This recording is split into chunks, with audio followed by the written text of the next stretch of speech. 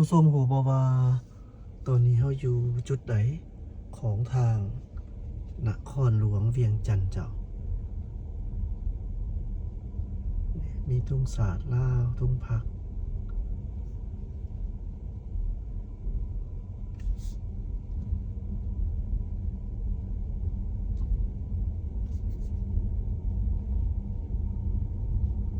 หูบ่นอสถานที่แห่งนี้เป็นจัดสรรงามเป็นระบบระเบียบดีมีแต่เฮือนหลังใหญ่ๆบิ๊กๆ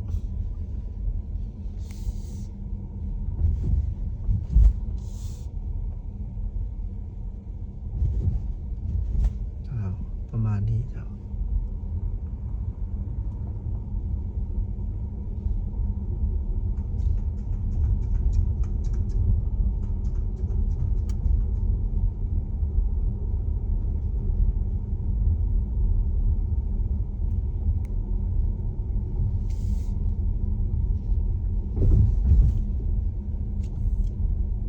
เบิ่ง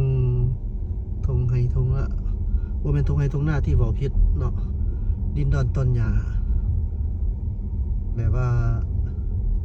กวางควงเนาะเจ้าอ้าวเสนอเลยนี่ก็คือสนามกอล์ฟสนามกอล์ฟสนามกอล์ฟสนามกอล์ฟเมืองแทงเนาะลองแทงสนอกพุ่นอยู่ในพุ่นสนามกอล์ฟเลยนะส่วนนี้มันเป็นเส้นทางเขตทางข้างนะเจ้า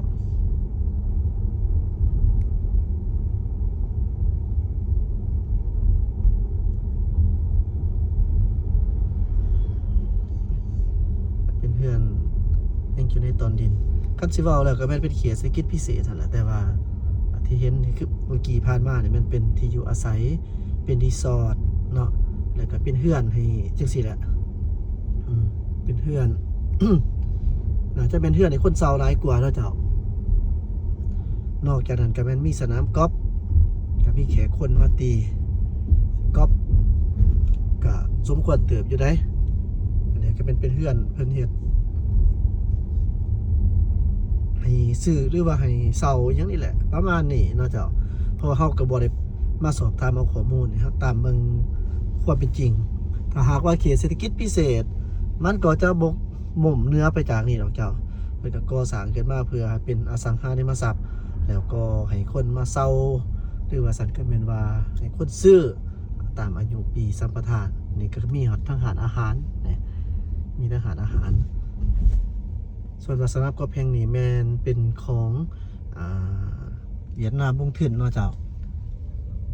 ลองแทงเมืองแทงอย่างประมาณอันนี้มันเป็นประตูเข้าออกเจ้า